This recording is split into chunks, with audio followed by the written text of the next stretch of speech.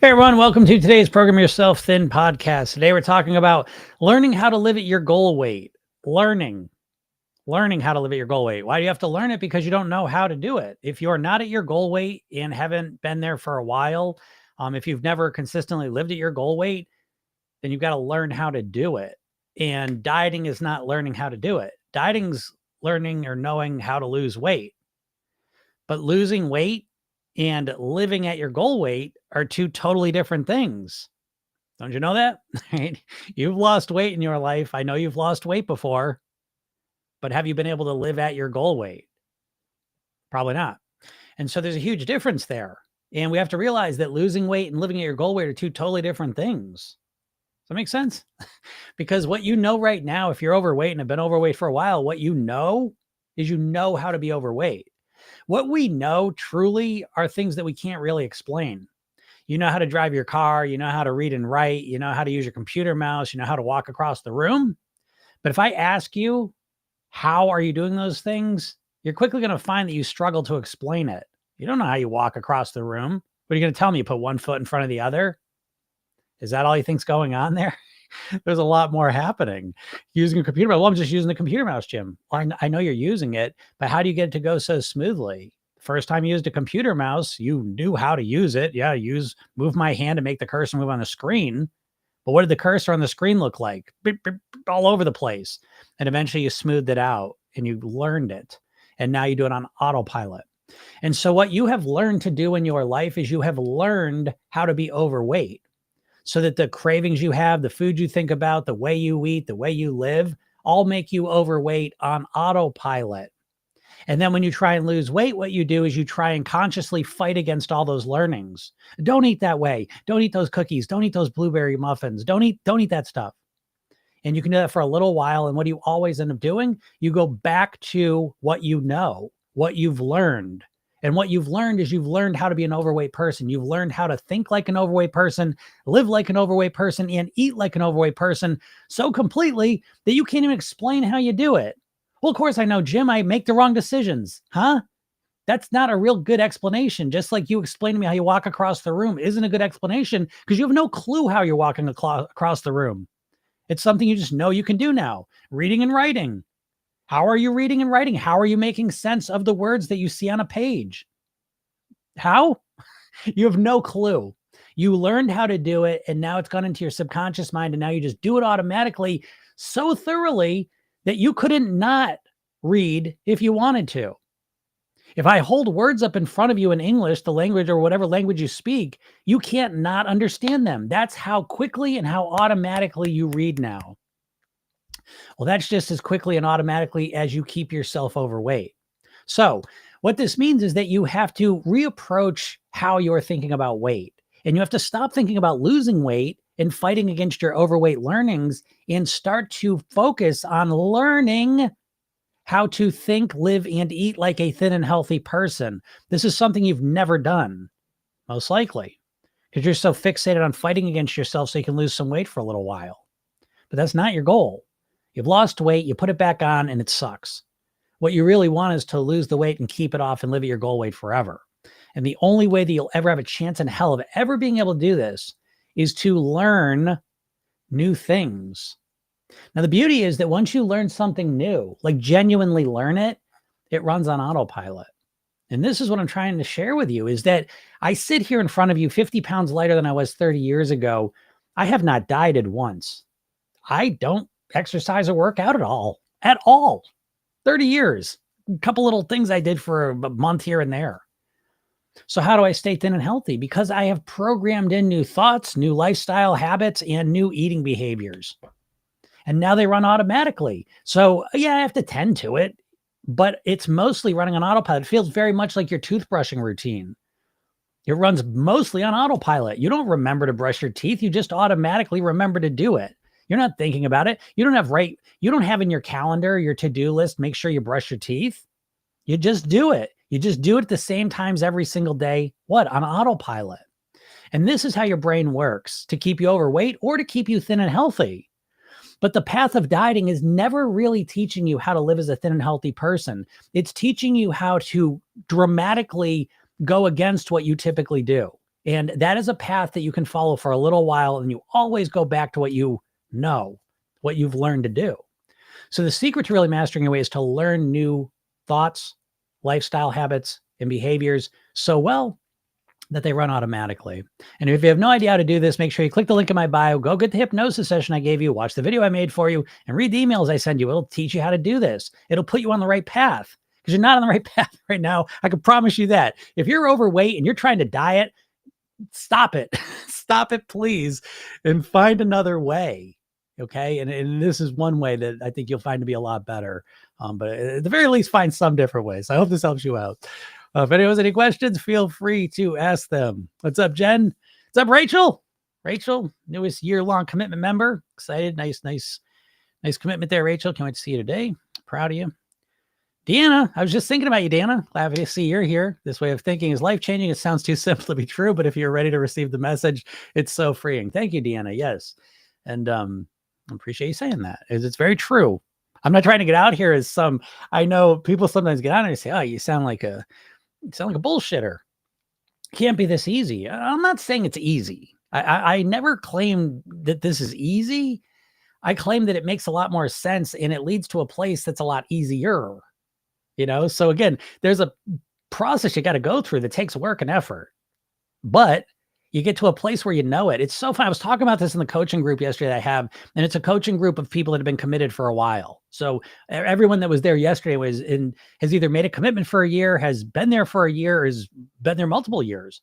And the big point I was trying to share with them, and it's such an outlier concept when it comes to weight loss, is that because they're all talking about the people that have been there talking about their successes, right? And so it's Paula here. I think it's Paula. So Paula was talking, she's been there about a year, a little over a year. And she's down another 17 pounds in the last few months.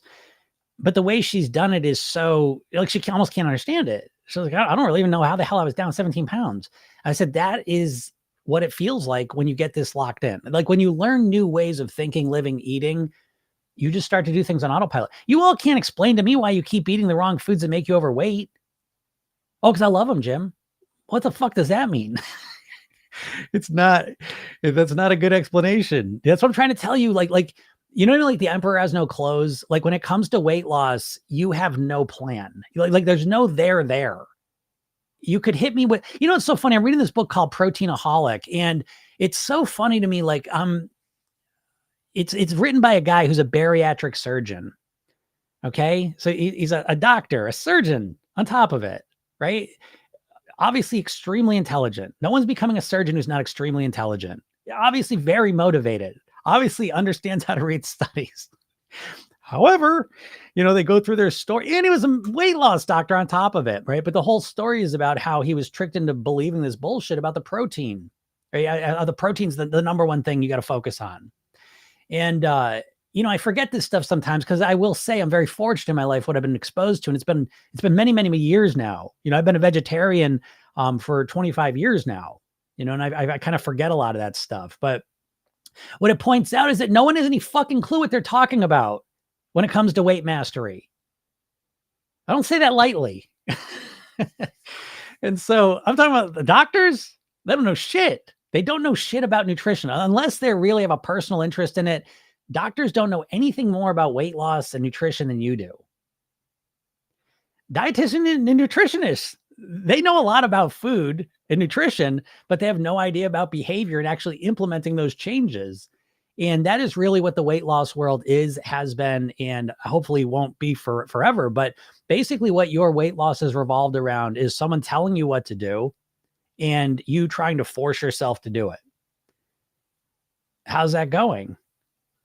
And it's ass backwards. And, I think sometimes I say, geez, because yesterday we had tech issues, so I was on here for 5 minutes and I was out, and I did some work. I caught up and I said, geez, I'm like, I really dedicate a lot of time to just doing this podcast.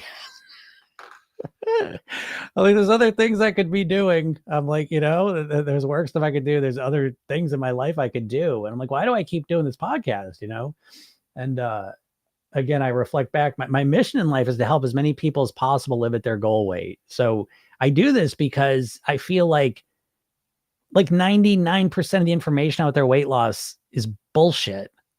And people are so confused and stuck and paralyzed because they don't know what to do that I just feel like I got to do it. You know what I mean? I got to do it.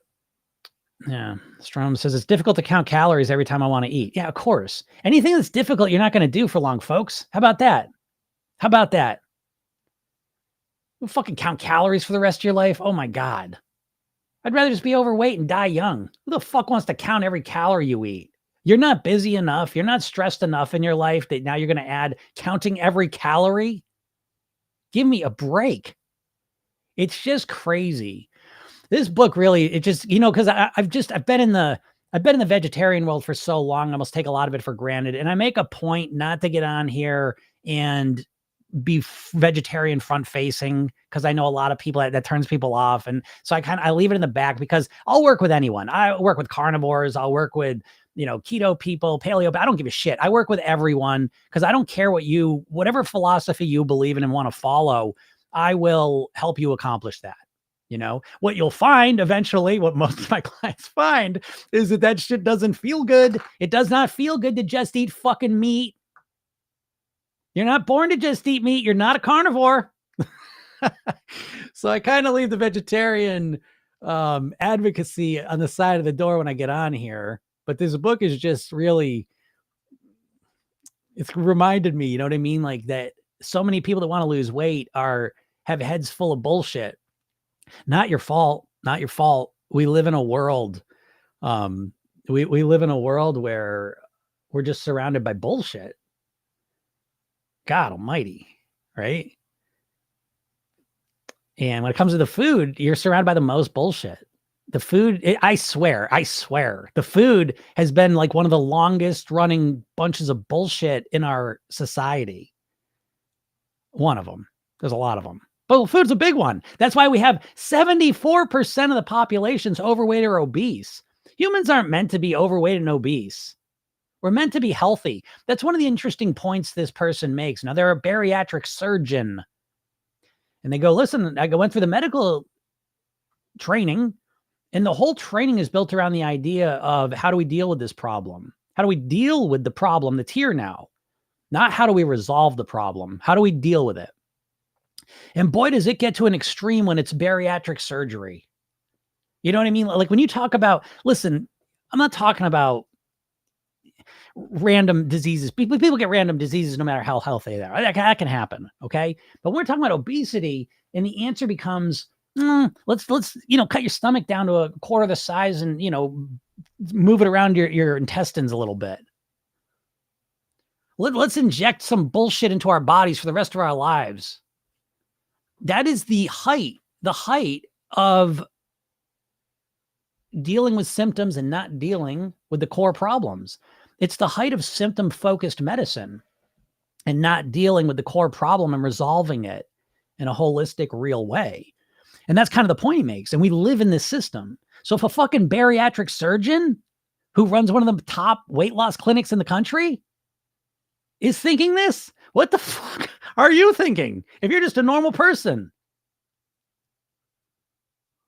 you don't have a chance in hell. And that is why I keep getting on here every day. And I think to myself, I said, Jesus Christ, it's like I spend an hour to 2 hours every weekday here. And it's funny because sometimes you don't realize you get into these things. And I said yesterday, like there was technical bullshit I got off, and I was like, what? It's a lot of time. That's a lot of time. A lot of time I'm spending here doing this.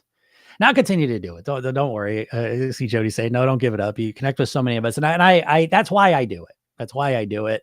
And I love doing it. I love doing it. And I'm not going to stop anytime soon because I'm thankful for it. I'm thankful to be able to share this message. I'm thankful to be able to help people. And I help a lot of people. I want to help a lot more. Some days you just feel it,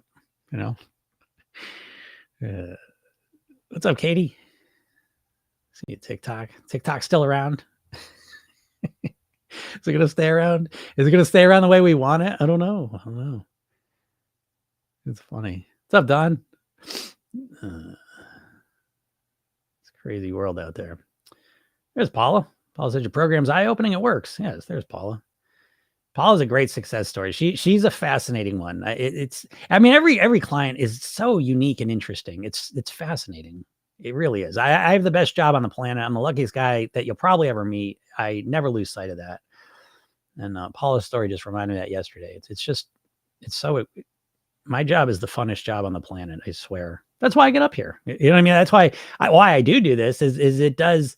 Yeah, listen, I got a day yesterday and I caught up a lot of work, which, by the way, exciting news for those of you in the program is that one of the things I was able to work on is the Circle app. So we got that ready to go. So I got some updates that are going to be put in maybe in the next hour, but I think it's going to make it clearer. So courses will be kind of chunked together, and then there'll be little sections for which program you're in and discussion groups and things like that. So it's pretty exciting for me. I think it's clearer. It's more laid out.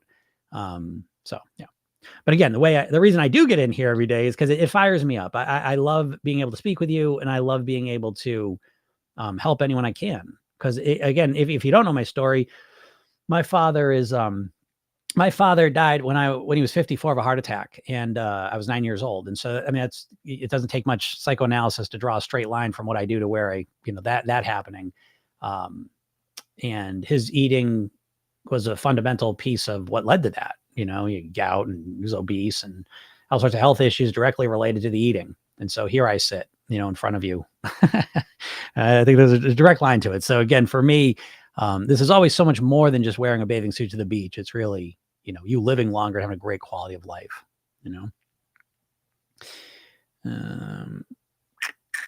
Oh, okay. Yeah. Deanna says, I remind you of Mel Robbins. Love Mel Robbins. Yep. She keeps her messages simple. Yeah. Yeah. Protein's important, but fiber was a game changer for hunger. Yes. Agreed.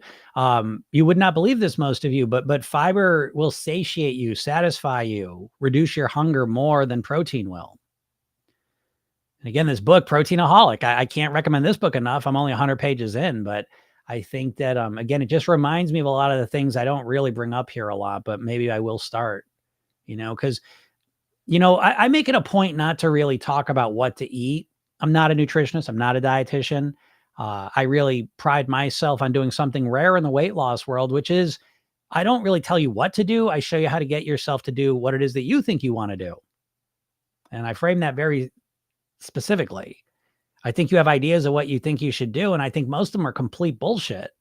Those of you out there, I would say the majority of you out there want to reduce carbs as much as you can and eat as much protein as you can. And it's fucking bullshit for most of you, but if that's what you want to do, I can help you do that, and that's kind of where I've been at for a long time. But sometimes I do question, should I be talking more about the nutritional pieces of it in a more specific way? Oh, we'll see. But yes, protein, of course, protein's important. Protein's as important as carbohydrates and fats. I thought that was the most interesting part of the book that I've read so far. And again, I've known this stuff back in the day. I kind of forgot about a lot of it, but a big part of it came from the McGovern Committee back in the late 60s. And long story short is basically that was the switch. That was the switch when doctors, nutritionists, the establishments started talking about macronutrients instead of food. And I don't think it was, you never know what's genuine and what's a bunch of bullshit in the background because there's money involved. So I'll leave that up to you. But that shift of stopping thinking about food, I mean, you can draw a line. Again, it's the 70s is when it all turned around. And I think that was the beginning of it because I think that allowed processed food to really thrive because you stopped thinking about food in terms of what real food is. And it was able to hide behind the macronutrients. And that's what most of you think now. Most of you think about food in terms of macronutrients. How many carbs are in it? How much fat's in it? How much protein's in it? And you're completely blind to the fact, well, is it real food or is it fucking bullshit? Is it engineered bullshit? A lot of people going to McDonald's and focused on their macros. You eat ultra processed food focused on your macros. And I would, no question about it in my mind, that is without question a fundamental problem. Because you no longer think of food in terms of, is it actual food or is it bullshit? And what's bullshit? Bullshit's anything that's ultra processed. This shit you put in a bag or a box that can stay there and stay good for months, years. What the fuck is that? What does that do in your body? When you're eating foods that are engineered in a lab to get you to eat as much as possible by chemists and working in multi-million-dollar labs, I don't know. What do you all think? You think you can just, you think when a company, a multi-million-dollar, a billion-dollar company, a Frito-Lay, for example, has a campus down in Texas, 40,000 acre campus with Harvard PhD level chemists working day and night to create the most addictive food possible? What do you think? That's not going to affect me. You know, cigarettes are addictive, right? Do you not think that they've been able to make food really addictive? And the weird part is, again, because they hide behind the shield of macronutrients, you just can't see it. You don't see it that way, you know? And it's a paradigm that was eliminated almost. Most people do not think of their food choices in terms of, is it real food or is it bullshit? Is it ultra processed food? Because ultra processed food is designed to get you to overeat it. So Moon says, I do fine, but then I have a major trigger. I resort back to soothing with food. It feels impossible. Yeah, of course, Moon, because you're not doing fine. You haven't dealt with the core issue. Listen, folks, are you emotional eaters? Yes, you are. Okay. So if you're an emotional eater, the answer cannot be to stop emotional eating because you haven't dealt with the emotions. Let's be more specific. Say you're a stress eater. Well, you stop stress eating. Did the stress go away? Or is the stress worse now because now the thing you've used to manage the stress is gone? Does that make sense? I hope it does. So you're not doing fine, Moon. All of you aren't doing fine. When you force yourself not to stress eat for a week, you're not doing fine. You think you're doing fine, but you're not. So, again, it's a completely broken paradigm. The idea that you're going to stop yourself from stress eating is not the answer. The answer is to find better ways to deal with your stress that don't involve food. Then the stress eating kind of fades away a bit more naturally. And that applies to any emotion you want to choose, Strom says you damage your body in 30 years. If you damage your body in 30 years, it's going to take a couple years to fix that damage, especially to reprogram the mind when it comes to eating. Yeah, agreed. 1,000%. It is. What's up, Kelly? Love your gratitude. Thanks for sharing with us. You're welcome. You're welcome. Yeah. Oh, okay. Yeah. So I think talking about how crappy the foods that we've been marketed is helpful. Yeah, I do too. And I like talking about that a lot. I don't really talk about what to do, but yeah, Jen says would love to have a nutrition topic periodically. Well, Jen's in the program, so I will know. I talk about nourishment, and I'm very sneaky with that word because there's no legal bullshit around it, right? You got to be, a lot of times in certain places, you got to be, certifications and all the rest of it in order to talk about nutrition, right? But when we talk about nourishment, it's a more vague concept. So in the program, I do actually have a bunch of trainings, and you can find those, Jen, if you go to the PYT Mastery down to the Eating Blueprint, the supplemental trainings, there's a bunch of bonus trainings, and I go into a bunch of stuff about nourishment, but maybe here I should talk about it more, Heather says, I was born in 1964, and the next decade saw the proliferation of the fast food movement. It's been downhill ever since. Yeah, agreed. And the other thing, there's a bunch of things that happened between kind of in the 70s, basically, from 70s, early 80s. Things have been going on since then too, but I'm just saying you can look at America and you can see the rates of obesity and type 2 diabetes really start right at the early 80s. And I think, there's a number of reasons. There's never just one thing. It's a bunch of reasons. One of the biggest reasons of all, though, is that the cigarette companies went into the food industry. By the early 80s, late 70s, the cigarette companies finally, the truth was starting to come out how harmful the cigarettes were. And so the cigarette companies divested from cigarettes and went into the food industry and remain there, by the way. Again, so I know like most of you have very warm, fuzzy feelings about the food industries that you don't have for the cigarette industry. Right? Most of you don't really feel warm fuzzies about the cigarette companies, even if you're a smoker, right? But when it comes to the food industry, it's very different. You don't see it for what it is. But literally, the cigarette companies and the food industry are the same thing. I mean that literally. RJR Reynolds and Nabisco are literally merged together. They're the same company. The parent company of Kraft and General Foods is Philip Morris. The parent company of Kraft and General Foods is Philip Morris. So they brought the exact same bullshit into the food industry that they were using in the cigarette industry to make the most addictive product possible, to use the most aggressive marketing they possibly could, and to sit on the science of just how bad it was for you. And here we sit at 74% of the population overweight or obese, and weight-related issues being the number one cause of preventable death. And the answer is, to deal with this, to get surgery on your stomach and bypass part of your intestines and get it resectioned, and or pump your body full of this injection of GLP-1 hormone. There's your answers. I don't accept those as answers. I don't think those are great answers. I think they can be better answers than being obese forever, but I think there's much better answers. And I think those answers are learn how to think, live, and eat like a thin and healthy person. And you've never done that. I know you've never done that because there's no way to learn it out there. I don't want to sit here and seem like I have delusions of grandeur because I don't. But I will say program yourself thin, and the path I've been on is a path I've had to create brick by brick as I walk it, because I have not found someone out there with a complete system of how to think, live, and eat like a thin and healthy person. There's people and places out there that have pieces of it, but I've never seen anyone put a whole system together personally. So that's my mission in life, and that's what I do, and that's what I try to help you with.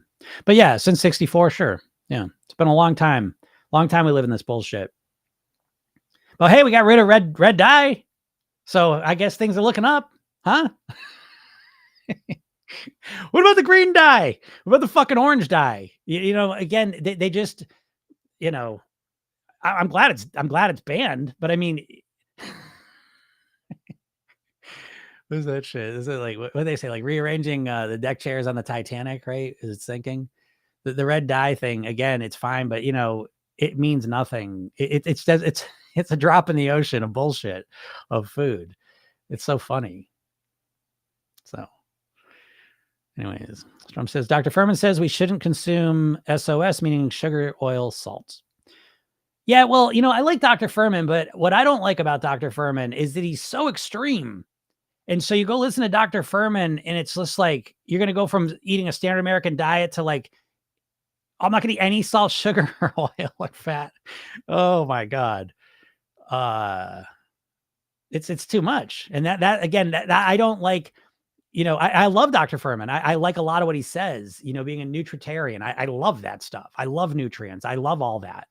What I don't like is that he falls right into that diet mindset of all or nothing. That's the part I don't like about Dr. Furman.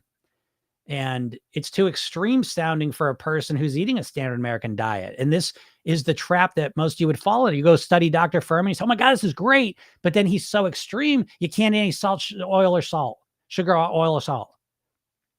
Well, yeah, I agree. But let's be honest. Who's going to never eat that again? Not me. So, you know, that's even part of it, that I could sit here and give you the best. And that's what dieting is. That's what the whole weight loss world is. It's telling you the perfect plan on paper, but it forgets that we're human beings and we're not going to live a life where we don't eat any sugar, oil, or salt. Most of us aren't.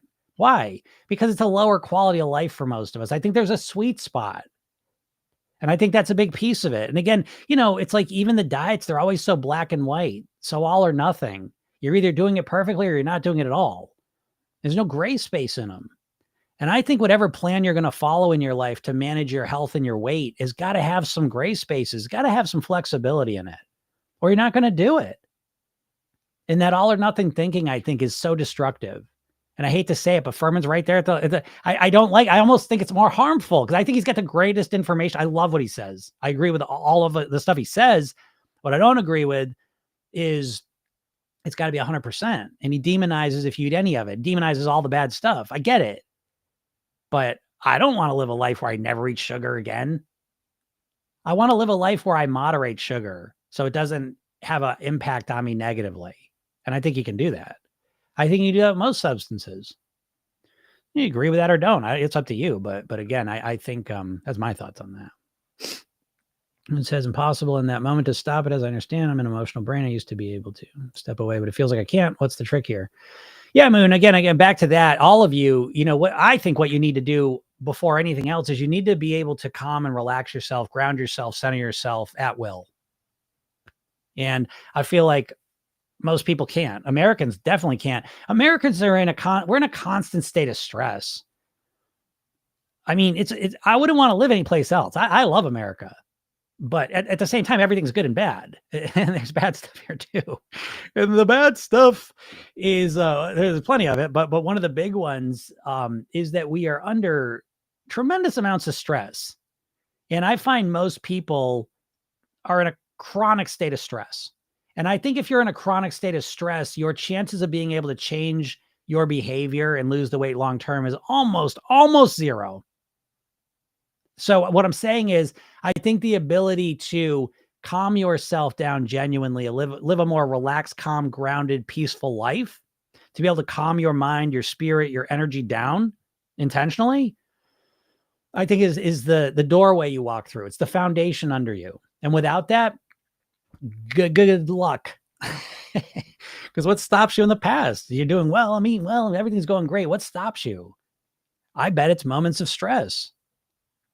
Is for most. So, and program yourself then, again, that's one of the pieces that makes it so unique. And it's a comprehensive, holistic system that covers everything you need to master your weight. But it starts with hypnosis. So I don't know about hypnosis. That's a bunch of bullshit. No, it's not. No, it's not. We're all hypnotic. We all have hypnotic brains in our head. We're all hypnotic beings. But it's important to understand that hypnosis isn't just about the hypnosis part of it. The other half of hypnosis is every time you go into hypnosis, you relax your body, you calm down, you begin to breathe more deeply, and you turn your attention inwards. So it's like meditation. So you're getting that physiological, mental, emotional benefit that you practice every day in my program. And then there's all the good stuff you're putting in your head. So it's a twofer. And so with my hypnosis, it's very, very practical. And so my initial program is 8 weeks. And so every morning you listen to a 5-minute hypnosis session. Each one's different. So it's always interesting. It's always built around a different mantra. It's 5 minutes. Start your morning, relax, calm, go about your day. That alone helps you make better choices. And then at night, there's a 10-minute session you listen to. Each week you get a 10-minute session. So you listen to that one repeatedly because that one's got a core weight loss mantra in it. And that goes deeper through repeated listens. But what happens is you're bookending your day with calm and relaxation. Could you all use a little more calm and relaxation in your life? Because what people don't realize is being stressed is like being inebriated. You don't think of it that way, but it's very similar in the sense that you're not the same person. Just like if you drink a bottle of vodka, you're not the same person as when you don't drink the bottle of vodka. So, it's similar. I mean, again, you don't have the acute, issues of, of drinking vodka or being stressed, but the chronic ones are very similar. You become depleted. You can't think as clearly. You don't feel the same. You certainly don't act the same. You don't have the ability to influence your actions as much. So being able to calm yourself and ground yourself, to me, is the first step to even give you a chance of success. No, Jim, I don't need that shit. I just need to do the right thing. Oh yeah? How are you going to get yourself to do it? Y'all know what to do. Y'all have some diet plan in your mind that you want to follow. Why aren't you doing it? Why aren't you doing it today? Why haven't you been doing it since the first week of the year? What happened? Did you get caught up? Did it just fade away? Did you not even realize it? Kelly says, I like evolving into living in the sweet spot. Feels much more sane. Yes, exactly, Kelly. Kelly's on the program. So again, she has a completely different perspective on all this. She has a different goal. She has different strategies and mindset than a dieter would. But again, you dieters out there, don't be offended by what I'm saying. No, you know what? Be offended by what I'm saying. Am I wrong? Let me know I'm wrong. I love to hear how I'm wrong. I love dieters telling me how I'm wrong and how dieting's better. So let me know. I got an open mind. I'm constantly changing my mind. So just show me I'm wrong. What's up, John? John says, addressing the gray spaces sets PYT apart from other eating plans. Thanks. Yeah, again, of course. Right? another person in the program. So you don't think you need gray spaces in life, folks? What do you think? You think the answer is that one day, Monday, you're just going to start and magically be a completely different person and completely eat different from that moment forward? That's it? What kind of like childlike fairy tale magical thinking is that? Are you an adult or are you a 3-year-old? Like, what are you believing in? It's funny. I remember last month I said, hey, you know what? If you're a dieter, why don't you just write a fucking letter to Santa and ask him for a thin body for Christmas? And then wake up Christmas morning excited to get it. Right to the tooth fairy. See if the tooth fairy can help you lose weight. I mean, to me, it's like, mine as well. Mine as well. I mean, if we're going to go magical thinking, let's just go all the way to magical thinking. Come on. The Easter Bunny coming up. Cupid.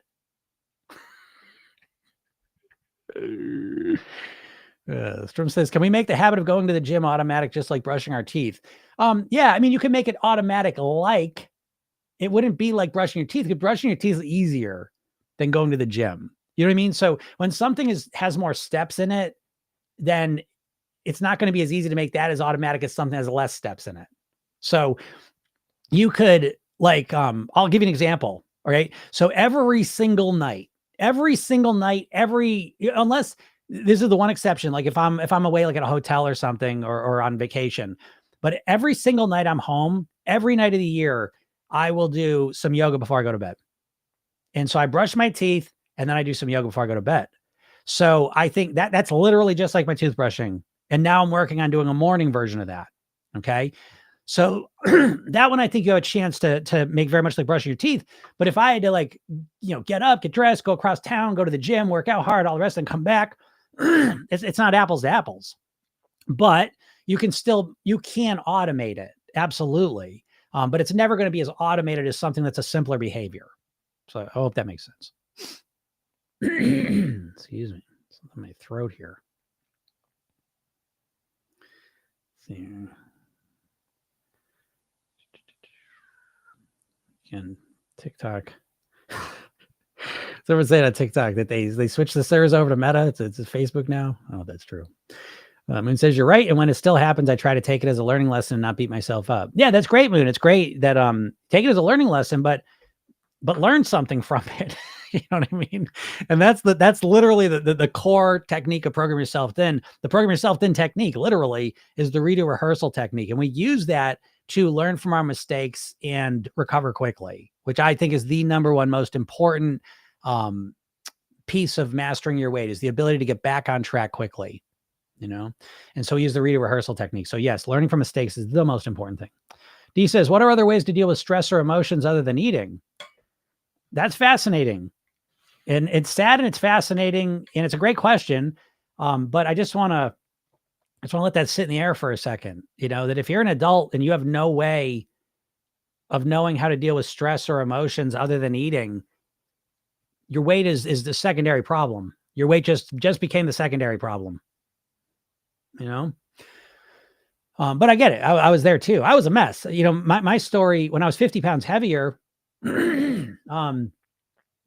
I was 50 pounds heavier because I was an emotional wreck. My dad had died when I was 9. I never dealt with any of that emotion. So I was a ball of rage, anger, sadness, depression, all this stuff. And then on top of that, as I had no idea of how to deal with it. So on top of having all that shit roiling in me constantly, I was in a 24-hour-a-day mode of trying to avoid and ignore all of this stuff. And so I used food, alcohol, crazy behaviors and shit to just run away from. I didn't want to deal with it. I didn't want to think about it. And so the big difference for me, the reason I sit here in front of you at my goal weight for 30 years, I say is directly because I learned a new way to interface and deal with my emotions and my stress. And the way I used, and it's not the only way by any means, but I think it's a great way, is I used yoga, meditation. Back then it was martial arts. I don't do that anymore. Yoga, meditation were the big ones. I started learning, hypnosis, neurolinguistic programming, personal development, started playing guitar. That's a piece of it as well. And so I found other ways. The yoga meditation, though, especially, was really important to me because it was the first time in my life ever that I was able to go inside of myself and start calming down. I'd always been very I think I have a tweaked up nervous system. There was traumas on top of that. And then I ended up in this very tense, stressed out place. And so I always think of yoga and meditation as kind of pouring cooling waters on my nervous system, quieting my mind down. And once I started doing that, what happened is I started to see things very different. This is why I say when you're stressed out, I consider it a state of inebriation. I mean that very specifically. You're not thinking clearly, you're not acting clearly, you're not feeling clearly. And it's very difficult to succeed. Again, if you go through life, you start every morning off drinking a bottle of vodka, life's gonna be a lot harder, right? Because of all the negative effects of that. But if you keep drinking a bottle of vodka every day, you start to normalize to those and it just feels normal. And you don't even realize how shitty you feel. That was me. Emotionally, I was such a wreck. I didn't even realize how shitty I felt. And once I started calming down and relaxing, for me, using yoga and meditation, I think those are two of the best ways. I did start using hypnosis as well. And so those really, really helped me come to a more calm centered place. And I've never looked back. I've always, it was such a shift for me that it became foundational and fundamental to my life. And it's a key part of what I teach all my clients is that let's get this ability, let's get this quiet, calm place in our side and inside ourselves that we can go to whenever we choose to, that we can tap into a quiet feeling and a quiet mindset. And from that place, you just see things very differently. You all have, listen, if you're listening to me, I know you're an overthinker. I know you're an intelligent person. I know it because no one else listens to me. I'm talking too fast. I'm all over the place. I'm talking about things on multiple levels. And so I know the people that sit here and listen to this are overthinkers almost every time. I'm a crazy overthinker. And so we need to have a place in ourselves that we can get away from it. Because that overthinking, on top of being overthinking, overthinking is not the problem, by the way. I want you to know that. It's not that you're overthinking, it's what you're overthinking. And what you're overthinking is problems. I'll keep it simple. And what meditation and yoga did for me and the hypnosis that I do is that it helped me to calm myself, relax myself, and begin to think in more solution-oriented ways. And so when I felt more calm and relaxed, and when I was able to think in more solution-oriented ways, my life completely transformed. And it wasn't just my weight. It was literally everything. I mean, I was a self-destructive person, like super self-destructive. One of the most self-destructive people in my high school, in my college. I was an outlier, self-destructive person. And the fact that I'm even here alive is, it's not lost on me. It's right on the level of a miracle. So I was as tortured, I'm not gonna say there's people with way more situations. I'm gonna say as a person could be, but I was very tortured feeling. And now I sit in front of you much more at peace, much more calm. And so I think that, again, what are ways to deal with stress and emotions? They're kind of two different things, so I think stress first, emotions second, but the stress is the first one I would focus on. And it could be taking a walk in the woods regularly. It could be hiking. It could be dancing. It could be doing martial arts. It could be painting. It could be playing a musical instrument. It could be learning a language. It could be having a talk with a friend. So it's not up for me to tell you what it is for you. It's for you to say, what in my life do I do that makes me feel more at peace? And then doing more of that. That's the answer. It's not my answer. My answer may be the right answer for you too, but it probably isn't. And so the better question to ask is what do I do in my life? What have I done? And what do I believe in my life I could do that would bring me more peace and calm? And I would follow that thread. And I think you'll get your answer, D. Kelly says, what's your hot take on transcendental meditation? I think it's better than no meditation. So I'm all for it. And I think that, I think it's good. I think pretty much all meditations, I'm hedging my bets here a little bit only because I just watched a documentary on Max there or HBO, whatever the hell it's called now, but it was about Kundalini yoga. Right. And so Kundalini yoga was kind of this Frankenstein of a concept that's this shithead made. And I don't mean any offense to your guru if it's your guru, but he was a shitty guy. He was a real piece of shit, as a lot of these guys are. And so a lot of times I look at things this way, that things are good and bad. And so because Kundalini came from a piece of shit person, does it mean it has no value? Well, of course not. there's some really good parts of it, but there's also some bullshit in it. So I think if you're doing no meditation and you start doing transcendental meditation, I think you're gonna be a lot better off. Okay. Now, do I think transcendental meditation is the best? Well, that's not for me to say. If you do it and it changes your life and it's amazing, then go for it. It's not the one I do. So I want to be clear about that. And again, a lot of times with the popular yogas or meditation things, or even self-improvement, personal development things, a lot of times there's some charismatic person in the center of it who's a piece of shit. And I've come to learn that even if someone's a piece of shit, there might be some good to what they taught. And so I'm not saying the person who created transcendental meditation is a piece of shit, by the way. What I am saying is that a lot of times things are more complicated than they seem. So what I'm saying is that if you're doing no meditation, I think transcendental meditation is great. In what I want to do in my meditation is not, I don't want to use mantras. I don't want to use that form necessarily, but so what? Who gives a shit what I want to do? So anyways, that's a hot take. Thanks, Vicky. Yeah, not really a miracle. You spent a lifetime working on becoming the best version of you. Yes, no, specifically what I was talking about miracle wise is that I didn't die when I was in my self-destructive mode. I was literally a hair away from death 4 or 5 times in my life because of being a fucking asshole idiot. I was absolutely out of control. And there is no reason that just pure and utter luck is the only reason I can say that I'm even here, literally in situations like that. I meditate now, but I'm curious about TM. Yeah, I was set up on the right piece of shit radar. Yeah, like I said, I Kundalini yoga, I'd studied kind of just some of it. And the yoga I study, I'm a certified yoga instructor too. Sorry. So I got certified in Shivananda yoga. And on all the yogas so far, the yogis, from this lineage there's no huge drama, but that to me, I don't know, you know what I mean? Doesn't mean there won't be one tomorrow. And so I don't care. But at the same time, and to be completely honest, my yoga path, oh my God, it's just, I'm so thankful for my yoga. I'll tell you who my real guru is. I got certified in Shivananda yoga, but my yoga guru is Richard Hittleman. And I never met Richard Hittleman, and I never studied under him I never watched his videos or anything like that.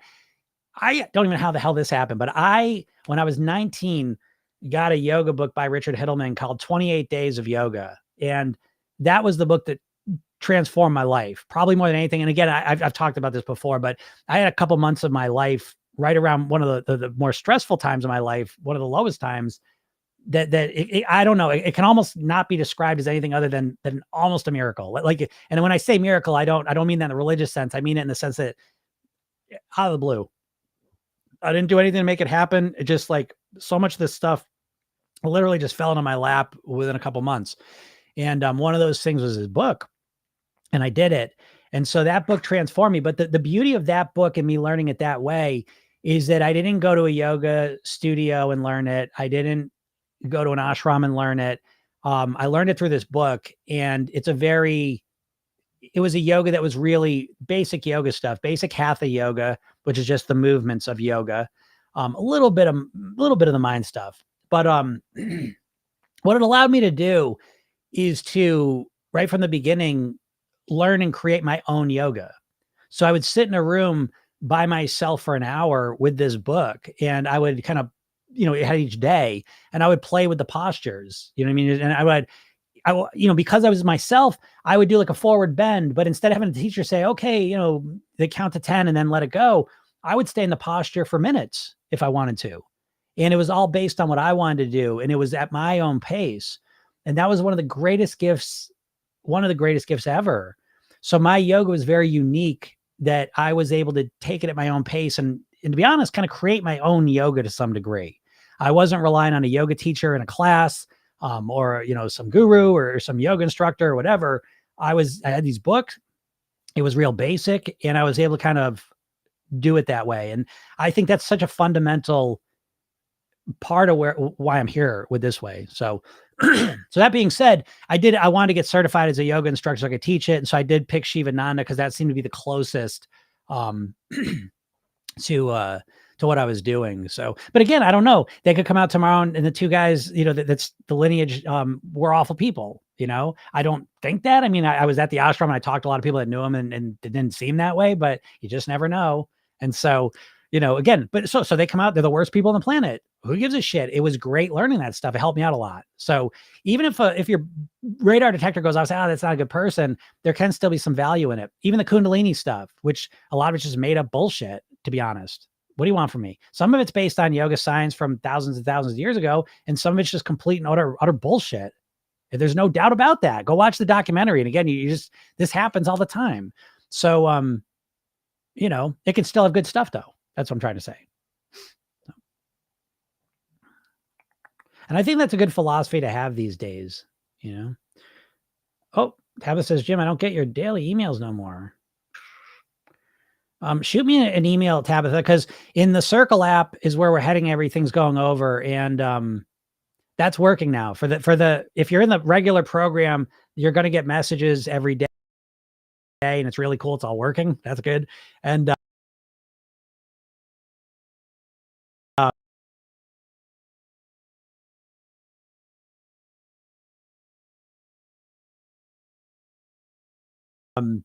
then if you're in the Thrive program, you're going to start, I would say, kind of version 2.0 is about to be rolled out, starting today and moving into the weekend and next week. And I think it's good. You're going to see there's a lot of cool stuff coming, and I'm really excited because I've been distracted with what I was going to do, and now I'm not. And so there's that.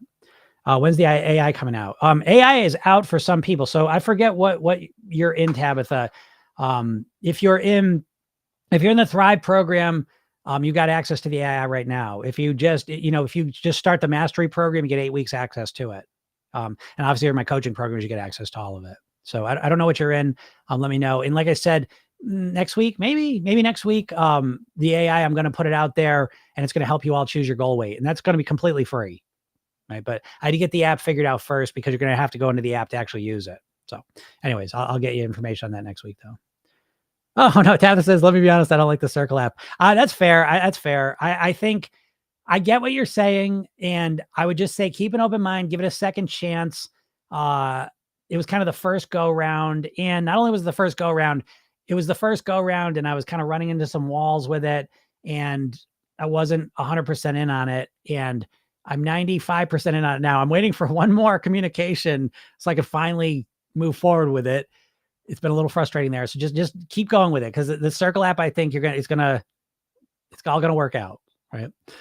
Oh, Vicky. Yeah, there you go. Yeah. Vicky says, there's no panaceas, take the best and discard the rest. Yeah. Agreed. And that's my Bruce Lee philosophy. Bruce Lee was a legit martial artist, started Jeet Kune Do. And his idea was, again, learn from everyone, take what works, discard the rest. And that's philosophy I live by. I think it works out well that way. Because again, dipshits and pieces of shit. Shitty people sometimes have good information, and I've gone through so many times in my life. Even my man, Tony Robbins is central to my success. I mean, this guy is like, he's the closest person on the planet who is almost like a surrogate dad for me. And I don't mean to sound, I don't say this lightly. He was like, I really feel like he helped pull me out of, that's why I say he's another piece of that puzzle, the yoga, the guitar, the martial arts, the meditation, the Tony Robbins, the NLP, the hypnosis, all that stuff fell into my lap within a month or two of my life. And I think he's the bee's knees. I love this guy. That being said, I'm not Tony Robbins. I don't have his motivations. I don't have his ambition. There's things about him that I don't really jive with, don't really love. So what? I don't have to love everything about it, and I think that's a healthy place to be. And I think it allows you to be able to learn more stuff, because a lot of times you kind of throw the baby out with the bathwater. So, that person, the shitty person there. So I'm not going to listen to anything they say. Ugh, it's fine if you want to do that. But again, that's just not a belief I follow. And I think again, everything's good and bad. I think everyone's good and bad. And so I believe that about absolutely everyone on this planet. And I take the good and I, discard the bad. I mean, there's obviously some people that are a lot more bad than they are good. And so those people, are more likely to say, oh, I don't want to pay attention to too much, but Anyways, Rocket Girl says we need fat, olive oil, avocado oil, butter, and good sea salt. Yep. We don't actually need those things though. Just so you know, you don't need olive oil or avocado oil. You don't need them. You know, I don't think they're harmful, but in moderated quantities. But we don't need them because before, or people that don't live with those things, how do they live? You know. So again, I think it's important.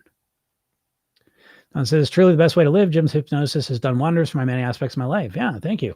Yeah, it's yeah, the hypnosis alone. And I always say this. So if you're all looking to make a quick $500, you're not going to make it here, but I'll throw it out there to you. If you find a more comprehensive hypnosis weight loss program than mine, show it to me and I'll give you $500. I'll just PayPal to you, Venmo, whatever you want.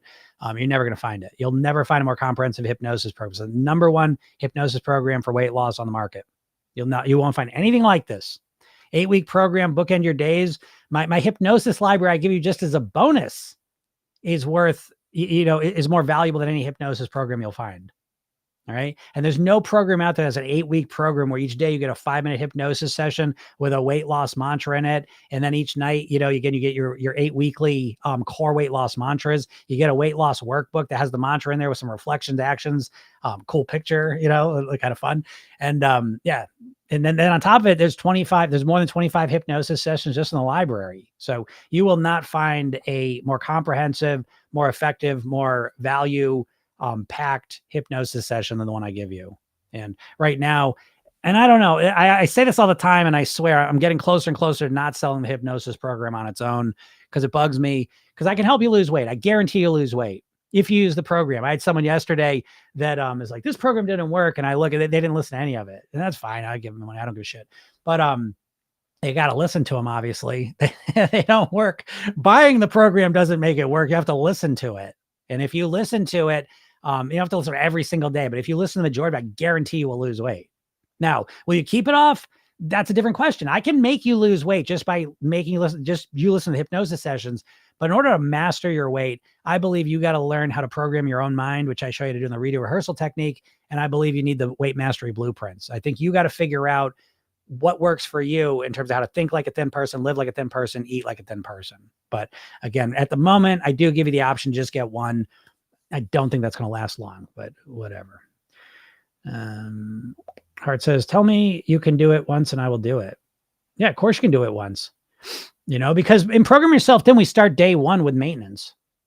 The whole program's about maintenance. I don't give a fuck if you lose weight. I don't care. People are like, oh, I lost 30 pounds. I don't give a shit. I don't give a shit until it's 2 years from now. Have you still kept the weight off? Now I'm fascinated by you. Now I'm obsessed with you. What did you do? How'd you do it? What do you think? How do you live? How do you eat? What are your thoughts on this? And that's how Program Yourself then came to be. Is I found people that had lost weight and kept it off for at least 2 years. And I got obsessed with them. What did you do? What did you do? And I would role model them.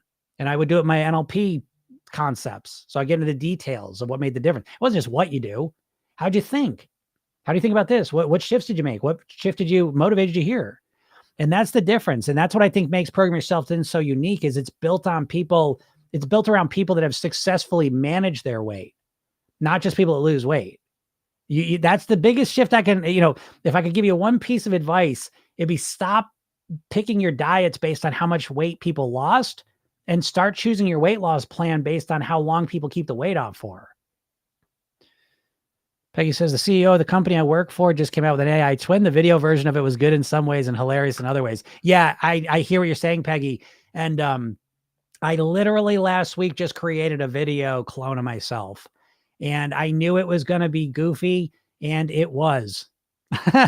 And, my AI clone that I have that's in the program, and again, that's going to be a much more fundamental part of the program. But there's a chat version of it, and there's you can, like a call where you could have a conversation with it. And it sounds exactly like me, talks exactly like me. It's wonderful. The video version, not so much. So I'm going to wait on that one. It is funny. I was going to put it out to you all, but it's too weird. It's so weird. Like my expressions are off on it. My mouth looks weird. I didn't like it. So I know exactly what you're talking about. But the AI stuff is crazy, but that one's particularly good. because I like AI right now, but.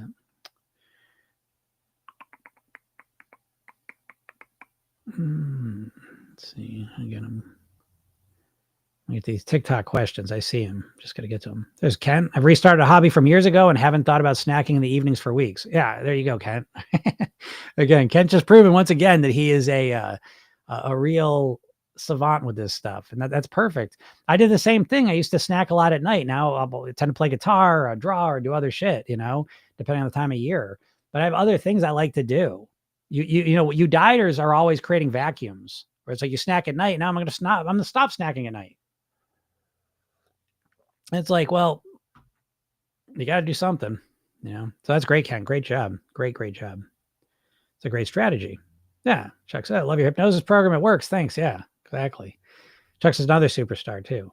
So I'm glad you got the hypnosis program because it's just super helpful. And it's like, again, this is my problem. And this is where I always say, for those of you who don't know, it costs a lot to work with me. Like to hire me privately, which I don't have any spaces right now. Anyways, I'm not working with anyone right now, taking new people on, but it's $25,000 to work with me. Right? And that's 3 months. I will meet every week and you get me to yourself for an hour and a half and you get other stuff with it. So, and then my coaching programs, they're big investments. And even before I did the group coaching program and had the program available on its own as a home study version, in the form it's in now, basically I did private coaching for a number of years and I loved that, but again, it was a big investment.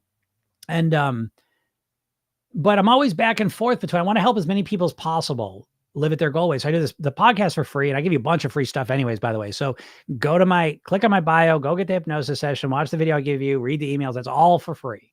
Right. And I have a lot of cool, more free stuff coming out. The Circle app, again, which is our community app. You're going to be able to get in there for free. So you'll get kind of a more, you'll get a cocoon. That's what I'm always looking to create. You'll get a space where there's a lot of good stuff that's not available yet for you all, but that'll be out there too. But I am always in this place where it's like, you can give stuff away for free and people value it very lowly. People value what they pay for, to be honest. That's what I've seen. Not 100% of the time, but the vast majority of the time, if someone gets something for free, they don't use it. And I say this, I've been doing this for 20 years professionally. I've been offering Program Yourself Thin for 20 years in some form or another. And so I can always see the stats of what people are doing with it. And when I have literally given the program away for free at times, and I watch the majority of people that got it for free never use it. And then I have other people that invest $25,000, $15,000, $5,000, and they're there constantly, always there doing the stuff, getting amazing results because of it. And so I'm always on that pendulum of like, where do I price things? Because I'm sensitive to price too. I've been broke as a joke. I know what it's like, the financial stress, and I don't want that to stop people from losing weight. But it's that way. And so I don't know. Sometimes the prices are going up right now. Again, you can still get it. I just say this because I haven't just changed the prices yet, but at Program Yourself, then you get the hypnosis program for $97 and the mastery program for $297. And that is going to go up to $197 and $497. And I'm feeling comfortable with that. And I might get rid of the hypnosis version. I just don't know yet. But again, think to yourself, what have you invested? Because this gets to a core problem with most people's mindset is they undervalue their health, right? You're sitting here watching this on probably, a $700, $1,000 phone. And what you invest in your health and your weight is probably nothing, literally nothing. I'll listen to a podcast and I'll just figure it out and wing it. And, so again, if you ever went to college, right? What they say, like investment creates commitment. If you went to college and finished college, a big part, it was a huge investment and that was a part of the process. You stuck to it and you valued it and you committed to it. So it's always a piece of it. Oh, there's Katie saying committing to Jim's coaching is one of the best things I've done for myself in a long time. Yeah, of course. And Katie's a great example of that because if she's saying that now, this is before she even gets the ultimate results she's going to get. I can't wait to see what Katie's saying a year from now. It's going to be insane. Oh, God damn it. Faye just said the Instagram cut my video off. I don't understand why that keeps happening. Thanks for letting me know that, Faye, though. Sorry, my Instagram people. Yeah, making a commitment is a big deal. And most of you haven't really made a commitment to your weight because most of you aren't really that motivated to lose weight. Don't even get me started on that. Josie said, I find it very difficult to switch my brain off since I hit menopause. Can't lose weight either. Yeah, but I mean, I'm sure your brain was, you weren't probably great at shutting your brain off before menopause either, most likely. But most people aren't. I mean, again, it's a skill. And not only that, but you don't live in a vacuum. It's not like you live in some quiet environment where you have this quiet brain. You live in a goddamn carnival. You know what I mean? Like we live in a world, it's estimated we see 10,000 ads a day. You know what I mean? So no wonder our brain's on overdrive. So there's that, first off, but then on top of it, most people have never learned, you've never learned how to quiet your mind. Meditation's a way to do it. Hypnosis is a way to do it. There's other ways too, but those are my ways, you know? And so if you practice meditation, you practice hypnosis, and then that'd be hours of meditation, hours of hypnosis. That's the big thing I'm telling you. I think a lot of times, certainly meditation is sold as this real big commitment, and it's just for what, you know, I don't know what I'm going to get out of it. I am very, very practical. And so I think, 5 minutes of hypnosis, 5 minutes of meditation, a minute of meditation, you can get extremely good at quieting your mind, but it's a practice. You've got to practice it. If you don't practice it, you're not going to be good at it. You're not just going to spontaneously be good at quieting your mind. Just like if you picked up a guitar, you're not just going to spontaneously be able to play a song. So, you got to practice it, Josie. And then, can't lose weight either is probably there's probably a direct correlation there, and most of it probably has a lot less to do with menopause than you think. There's probably other bigger reasons, if I had to guess. Because my whole career, by the way, has been built working primarily with women in some phase of menopause and helping them lose weight for good. So very rarely is menopause the core problem. Don says, I hesitated using Circle because you weren't sure you were sticking with it, but used it to say, yeah, I know. I know. And I gotta, like I said, I want to just be like, okay, it's Circle guys, but I'm literally, and I'm 95% sure, but I just need this confirmation thing to happen. And it's a crazy story. I'm not gonna go into it now, but it is a real crazy story with this app. I mean, it's been way more bullshit than it ever should have been. And isn't that life, but it's really, anyways, whatever. So we're just this close to just being it done in this. I want to jump in there and just really get in there, but we're going to get there. But yeah, start using it now, because that's what we're going to stick with. And hopefully today I will get that commitment that I need to really, really feel like I'm 100% in it, but I'm pretty sure I'm 99% right now. Bruce says, hello from Wales. Yes. Hello. Yeah. I'm getting this. It's so crazy all the time to think how worldwide this is. It's always so cool. And that is one of the great things about TikTok. It pushes this out. You just never know who's going to show up here. So it's always fun. All right. I think we got everyone's questions. All right. Going to get out of here. Thank you so much, guys. Great comments. Appreciate everything you're all saying. And if you're not in my world, please click the link in my bio, go get the hypnosis session, watch the video, read the emails, get in my world. I'll give you a bunch of free stuff. If you get in there and you're like, oh, this guy's full of shit, you just unsubscribe, no big deal. And then if you like this here, I'm usually here Monday through Friday, usually around noon Eastern. TikTok, Instagram, Facebook. Instagram is being a little wonky lately, but that's okay. And but it's also a podcast. So if you miss it, want to listen to it, it's Program Yourself Then. That's the podcast and that's the program. And again, if you're really serious and you really want to, kind of kick things into another gear, invest in yourself, put a little money down, put some teeth in the game. I won't let you down. I promise. I got the answers. I know you hear that a lot, but I really do. And if you think, oh, let's get this. These aren't the answers for me, Jim. I'll give you money back. I don't want it. But you'll find that is the answer most likely. And that's what I want for you. So, all right, everyone, have a super duper day.